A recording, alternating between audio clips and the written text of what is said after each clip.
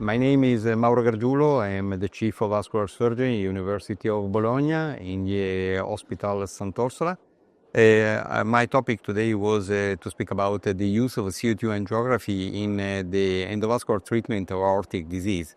This is a new technology that started with the use of injector in 2016, and we started with this experience very soon in our clinical practice.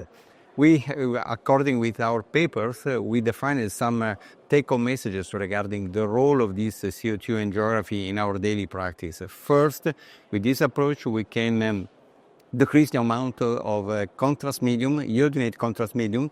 Then this is a very important point regarding the possibility to decrease the risk of acute kidney injury in the perioperative and even in the follow-up of our endovascular aortic repair.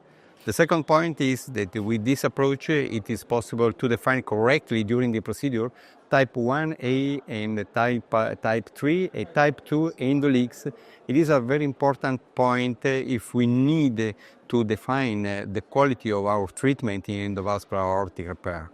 The last point is that with this approach we can define correctly with this CO2 angiography the landing zone, the distal landing zone, and to define correctly where we have to land with endograft during the procedure.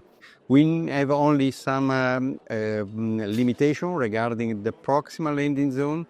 We need to use some adjunctive procedure to increase the percentage of the visualization of the lower renal artery to define correctly the proximal landing zone. Another very important point is that we started with our experience even in FEVAR and BEVAR, and this modality of Angio is very important because we have the possibility to see without any problem the celiac trunk and SMA, and we can study during the deployment of stent graft even renal vessels. With this Angio, with the CO2 angiography in fenestrated branch endograft, we can define correctly the celiac trunk, SMA, and the renal vessels. We can define again type 1 and 3 endoleak and type 2 endoleak.